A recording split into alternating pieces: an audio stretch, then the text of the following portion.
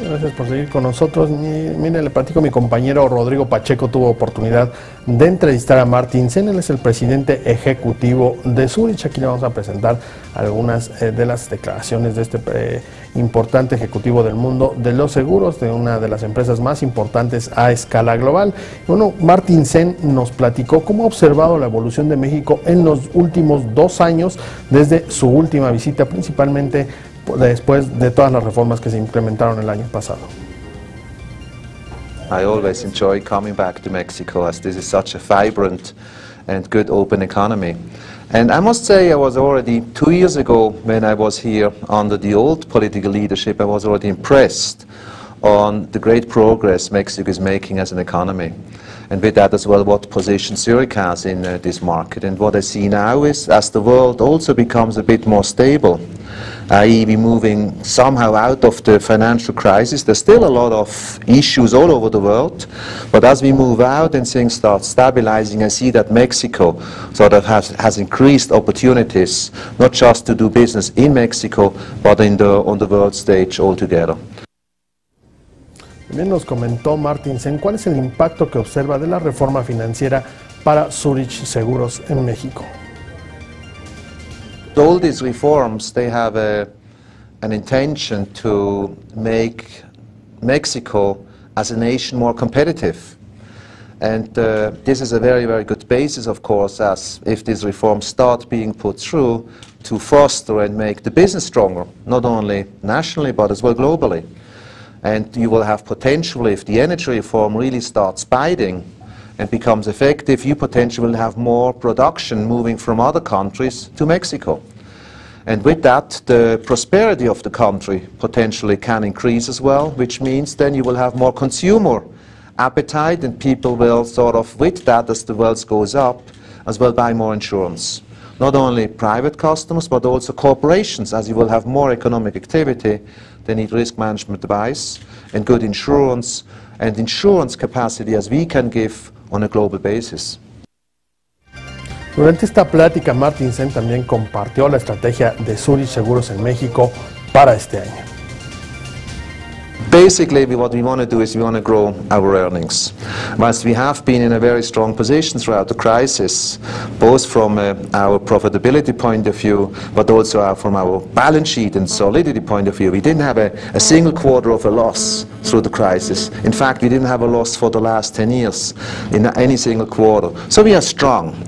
But with that now, to make more investments into growth, of course, we want to do that in a balanced way, so that we can continue having higher earnings, whilst as well continue growing and do that sequentially over time, which means we will prioritize in different markets over those several years to come and not invest all at once.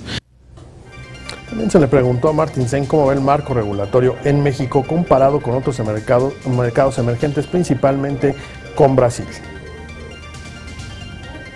I think Mexico is very progressive, from what I see, because Mexico is introducing already next year the so-called Solvency II concept, which is a new regulation in terms of how insurance companies are going to be managed. And think about Europe will introduce that only in 2016, 1 year later, and Europe has been discussing that much earlier than Mexico has discussed it, and will introduce it later. Because, of course, Europe has 27 nations you have to negotiate with. So Mexico can just decide, and that's what they did. So I think this is a very progressive step which will protect the insurance customers, which will protect the regulatory framework, and which we as well do support and welcome. Sobre el papel que va a jugar la industria de los seguros en este contexto de cambio climático, Martin Senn comentó lo siguiente. What we see is that frequency and severity of natural catastrophes are increasing. And there are different reasons, and potentially the severity will continue increasing because, think about it, today 50% of the world population lives in cities. In 25, 30 years, 75% of the world population will live in big cities.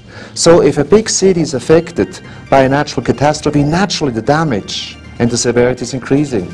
And also, a lot of the world population They live in the most dangerous areas on the water. Everybody likes the sea view. Yeah. Everybody likes to be on the coastline, which is the area which is most exposed to storms, to floods, and with that, of course, the severity will increase, even though potentially there will not be more incidents. And the same is a bit with the earthquakes around this fire belt, all the way from New Zealand over Japan down to California. These are very exposed areas, and that's where insurance plays a very important role to help the customers, both companies but as well individuals, to understand these risks and for us to help them to manage these risks or even mitigate some of these risks. Para Martin Senn, ante el incremento y la fuerza con la que están golpeando los fenómenos meteorológicos, todos los gobiernos deben estar interesados en incrementar la penetración de los seguros para proteger su patrimonio. The government must have a very strong interest to address all those risks and natural catastrophes and find solutions, because it's about protecting the people in each country, and as well to protecting the economic impact in each country.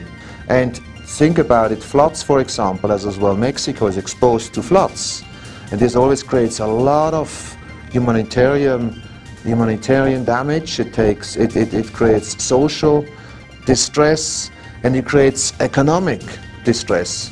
And we are, for example, engaging with here in Mexico with the local authorities and the Red Cross in finding mitigation ways, also with the help of academic centers such as the Wharton School of Risk, to find solutions on how to mitigate some of these risks, particularly out of the floods, because this flood, there's no other natural catastrophe which creates so much damage like floods around the world. So it is very important that here the private sector and the public sector work hand in hand in order to look at how we can mitigate some of these risks. And frankly, whether it's climate change driven or it's just driven because people are more exposed to those risks. Te invitamos a seguir cuestionando la información con los siguientes videos.